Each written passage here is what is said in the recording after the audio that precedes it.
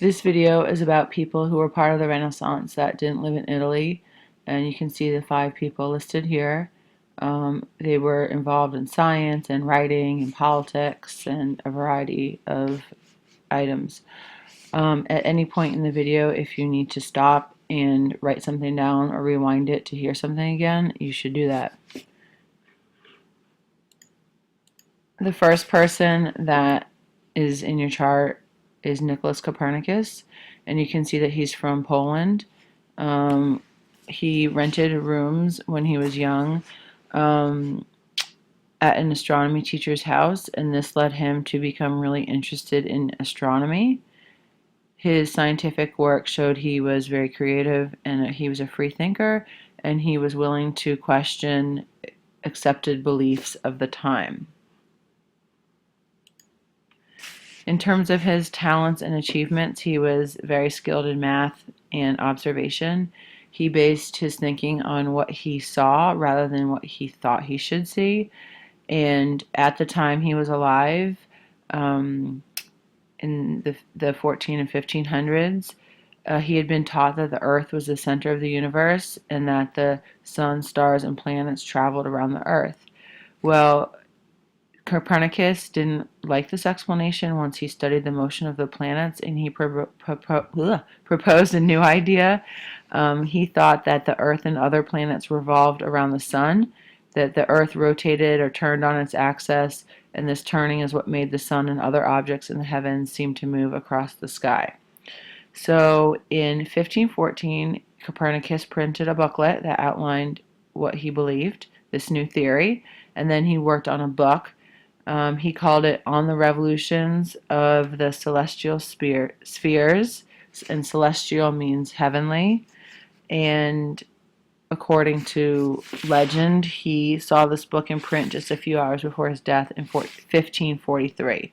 He dedicated the book to the Pope, but his idea of the Earth traveling around the sun went against what the church believed, in that everything revolved around the Earth.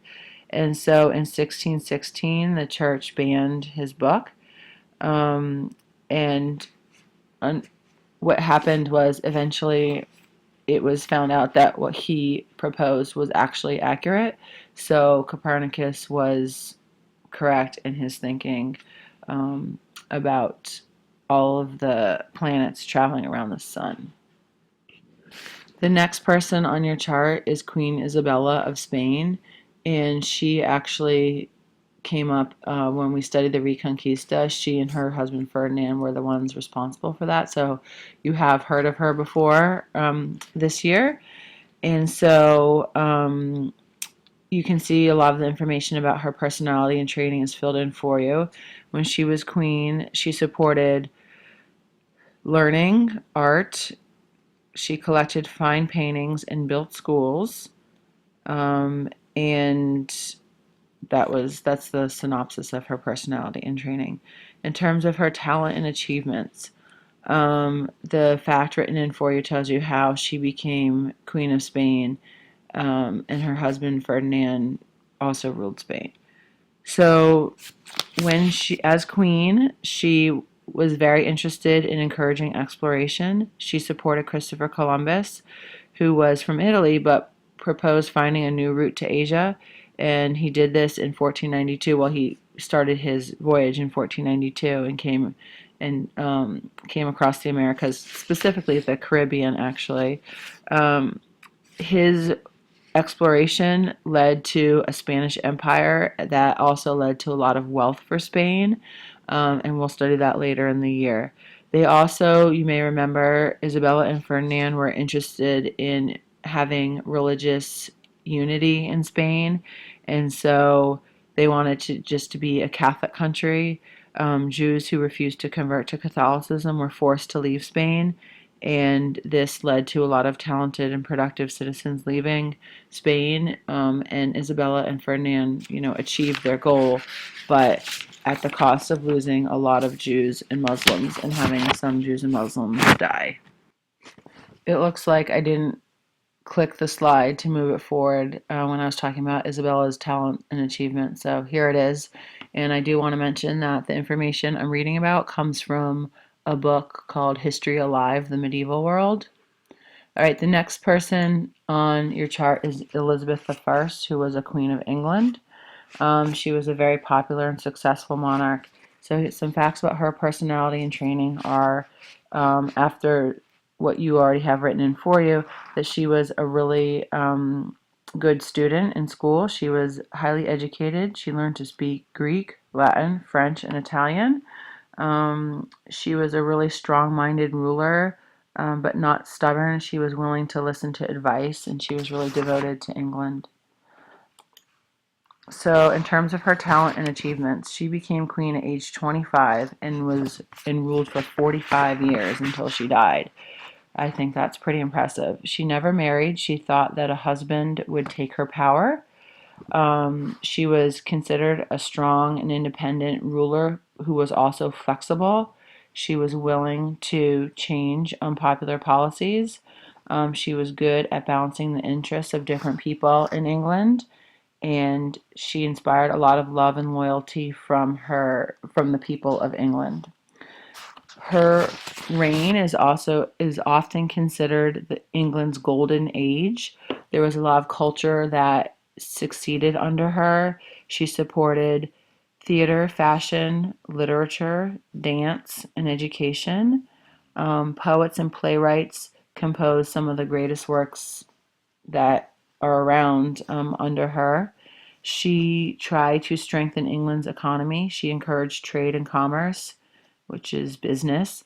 Um, she had England trading with Africa, Asia, and the Americas.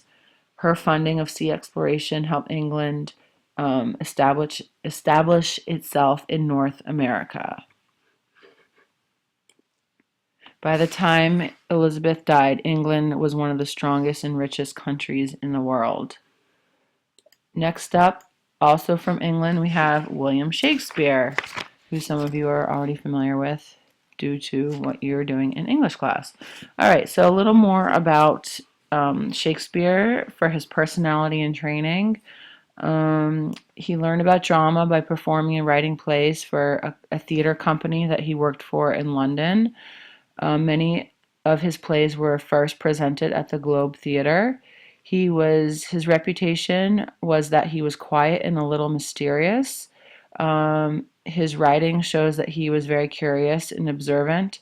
He thought a lot about life and what happened in it. He was also had a good sense of humor, which I think comes through in some of his plays. So a little bit about his talents and achievements. He was a really strong poet. He's known for being able to express thoughts and feelings in memorable ways. Um, all of you know about his sonnets, so that was something that he was known for. Um, a lot of his sonnets are beautiful love poems. He had 38 plays that he wrote, so that's impressive to me, 38. He had comedies and tragedies, and those plays are still a big part of education in the world today. In Boston, one of his plays gets acted out every summer. Um, some of his popular plays are Romeo and Juliet, Hamlet, Macbeth, and The Merchant of Venice. His plays cover a lot of subjects like history, romance, politics, prejudice, murder, suicide, and war. And his plays are still popular because he wrote about themes that are still relevant today, like love, jealousy, power, ambition, hatred, and fear. Um, he left a big mark on the English language. Many common sayings come from him, like love is blind and all's well that ends well. And he's just one of I think, a really popular poet and playwright in history. Lastly, we have Miguel Cervantes, who was also from Spain, like Isabella. So, in addition to what you have written in for you for personality and training, he was taken prisoner at sea by pirates, and he spent 5 years as a slave in North Africa until his family bought his freedom. His early life shows he was adventurous and courageous. He had a strong sense of humor, and he was a little bit shady. He was imprisoned twice for disputes involving money and once was a suspect in a murder. So, uh, for his talents and achievements, he wrote many plays, poems, and novels. He was known for satire, which is a work that uses sharp humor to attack people or society, kind of poke fun at them. His most famous work is Don Quixote, that pokes fun at romantic stories of heroic knights as well as Spanish society. The main character, Don Quixote, is tall, thin, elderly man who's read too many tales of glorious knights. He dresses up in rusty armor, sets out to do noble deeds, and then he has a sidekick, the short and stout Sancho Panza, who is an ordinary farmer who rides a mule. But Don Quixote sees him as a faithful squire, which is one of the lower levels of being a knight before you're actually a knight. And it's just the story is known for being really funny. It was very popular in Spain, and it is considered one of the masterpieces of world literature today. It's actually really funny. I had to read it freshman year in college, and I thought it was pretty funny. It's very long though. So in this video, oops, I forgot to forward the slide for his talents and achievements. So here's Cervantes' talents and achievements. In this video, you should have learned about Nicolaus Copernicus, who came up with the heliocentric theory of the universe. Queen Isabella, the Queen of Spain, who is into the arts, but also in exploration, but also kicked Jews and Muslims out of Spain. Elizabeth I, who was one who ruled for 45 years in England and was a really strong monarch. William Shakespeare, a poet and playwright from England, and Miguel Cervantes, a Spanish writer. Like I said earlier, all of this information came from a book called History Alive, The Medieval World. And that is it for the video.